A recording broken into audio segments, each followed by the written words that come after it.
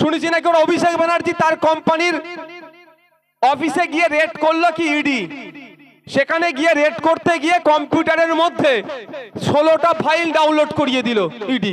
আরে তৃণমূলের যারা দুর্নীতি করেছে বিজেপি কেন এখনো তাদেরকে জেলের হাওয়া খাওয়াচ্ছে না?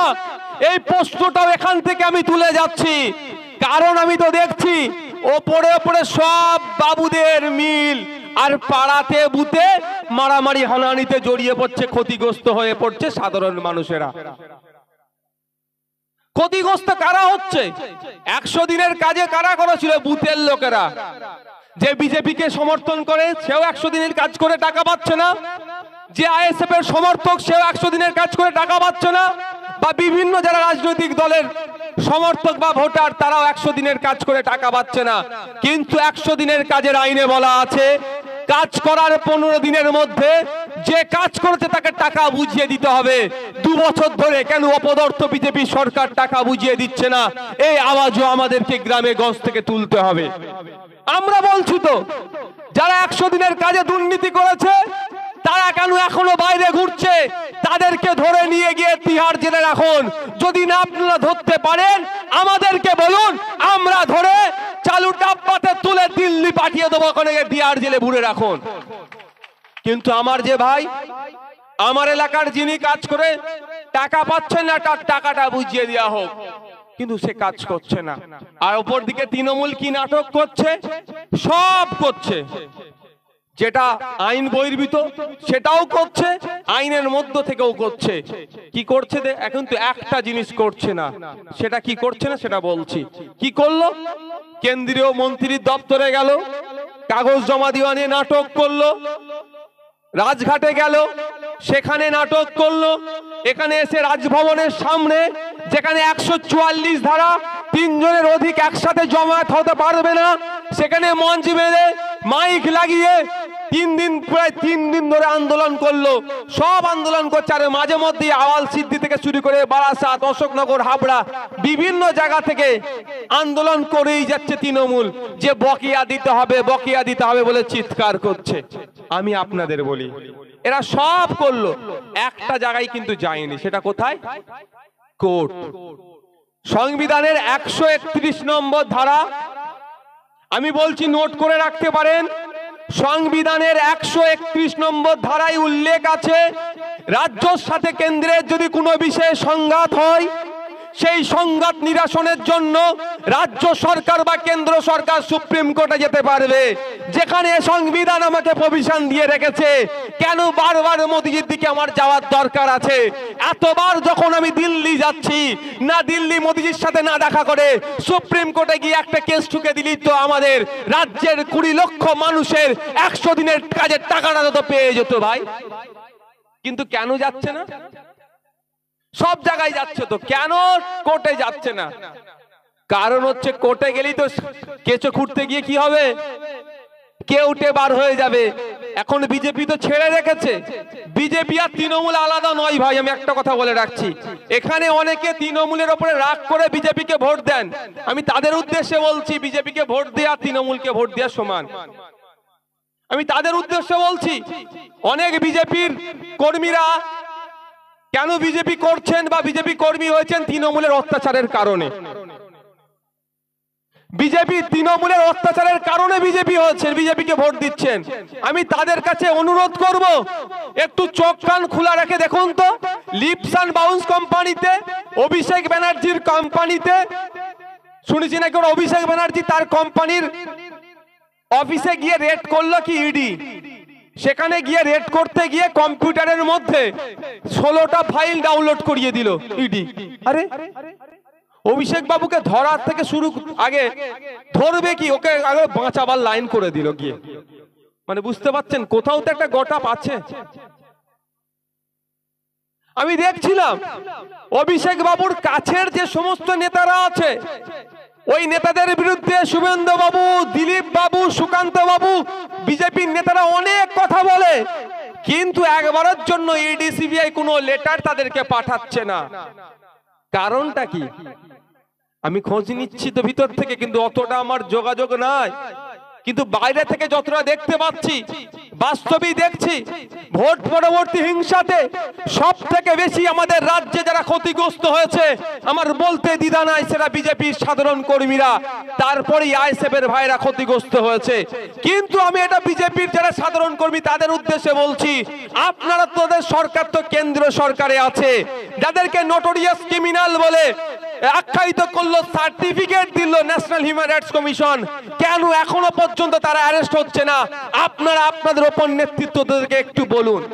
আমাদের তো ওপরে কেউ নাই, আমাদের তো কোনো ব্যাকআপ নাই, কিন্তু রাজ্যের বিজেপির ব্যাকআপ তো সেন্ট্রাল বিজেপি আছে। কোথাও একটা ভালো আন্ডারস্ট্যান্ডিং হয়ে রেখে আছে, আর মার কারা খাচ্ছে? বুথের বিজেপির কর্মীরা। আমি আপনাদের বলবো একটু চোখ কান খুলে রাখুন। ডিসেম্বর মাস শুভেন্দু অধিকারী গত বছরে বলেছিল, বিজেপির কর্মীরা তো অনেক ভেবেছিল, সাহস পেয়েছিল, এগিয়ে আসলো। আর একটা ডিসেম্বর পার হয়ে গেল, মার কারা খাচ্ছে? বুথের বিজেপির কর্মীরা, বুথের মানুষের। আর শুভেন্দু অধিকারী মমতা ব্যানার্জির সাথে বসে চা খাচ্ছে।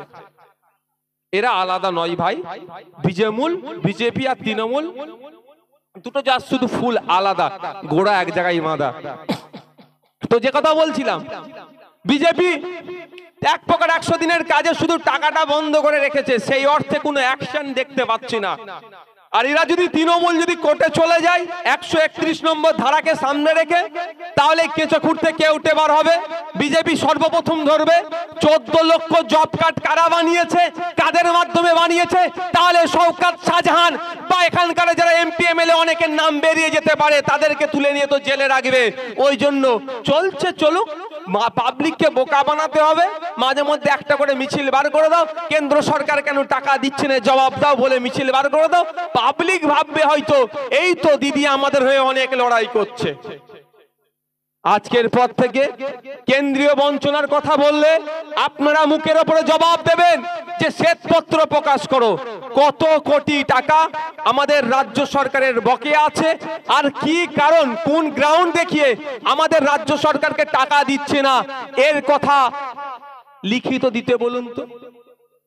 আমিও তো বারবার চাইছি, কারণ হচ্ছে আমি আপনাদের বলে রাখি, এই বলেছিল না গাড়ি ভর্তি করে দিল্লি নিয়ে যাবো, আমি তখন বলেছিলাম দিল্লি পুলিশ প্রচুর মারবে, বলেছিলাম সাধারণ মানুষের উদ্দেশ্যে বলেছিলাম, ভুলেও যাবেন না, দিল্লি পুলিশ প্রচুর মারবে। সাধারণ মানুষ যায়নি, গিয়েছে কারা? তৃণমূলের। তারপরে এমন তাড়া কাটিয়েছিল দেখেছিলেন তো, শুধু বাঁশি মেরেছে, এরা ছুটছে। তো কথা হচ্ছে এত লোকের যাওয়ার দরকার নেই।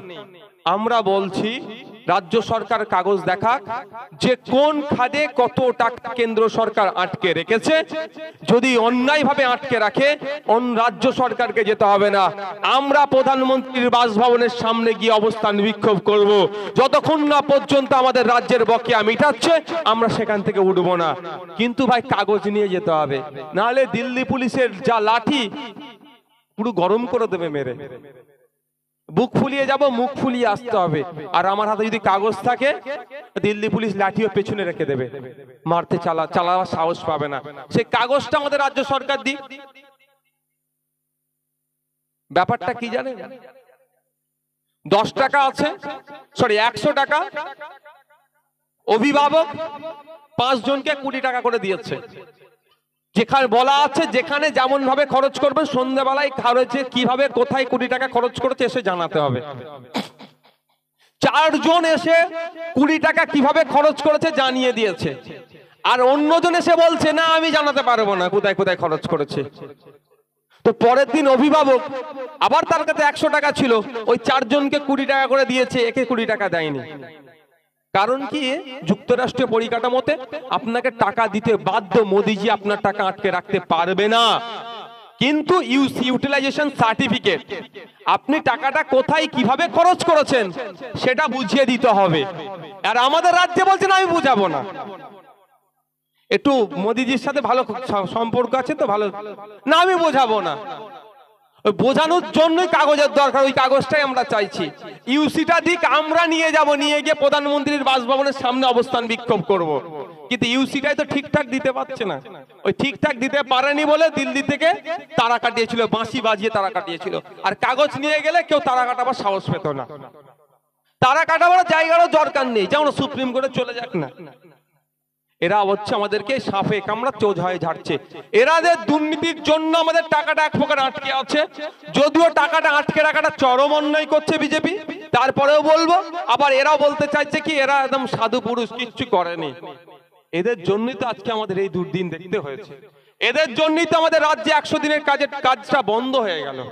তাই বলবো, চোখ কান খুলে রাখুন, সজাগ থাকুন, সতর্ক থাকুন, এদের ফাঁদে পা দেবেন না।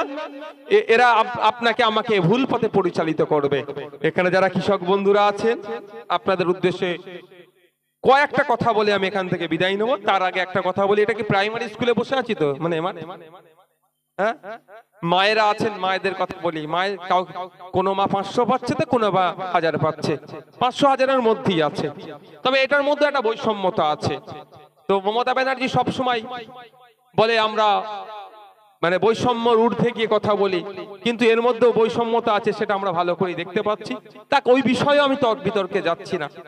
মা আপনার হাতে 500-1000 দিচ্ছে, আপনার ছেলে বাচ্চাটা এখানে এসে যে কি শিক্ষা অর্জন করছে আপনার একবারের জন্য দেখেছেন? আজকে কি বার? রবিবার, সোমবার, কালকে স্কুল খোলা থাকবে, কোনো তো স্পেশাল ছুটি নাই। তো আগামী কাল যদি আমি ভুল কথা বলি, এসে এখানে হাতে নাতে প্রমাণ করে যাবেন। এই শিক্ষা প্রতিষ্ঠানে যদি 300 বাচ্চা থাকে, 3টে দেখবেন টিচার আছে। যদি আমি ভুল বলি, হাতে নাতে প্রমাণ করে যাবেন। সর্বোচ্চ 5টা টিচার পাবেন এখানে, 300-400 বাচ্চা আছে। যেই তালা খুলছে, সেই ঘন্টা বাজাচ্ছে, সেই মিড ডে মিলের রোল কল করছে, সেই পড়াচ্ছে। কি পড়ানো হবে ভাই? ফলে কি হচ্ছে? আপনার হাতে তো 500-1000 দিয়ে দিচ্ছে, আপনার ছেলের ভবিষ্যৎটা এখান থেকে ধ্বংস হয়ে যাচ্ছে। এই করতে করতে টিচার থাকবে না, এরপরে আপনারা শিক্ষক নিয়োগ তারা করছে না। আপনার ছেলে এখানে এসে কি হচ্ছে, যেখানে বুনিয়াদী শিক্ষা যেখান থেকে অর্জন করে সেখানেই শেষ হয়ে যাচ্ছে। আপনি যদি বিশ্বাস আমার কথা না করে, না হয় হাতে নাতে প্রমাণের বলবো।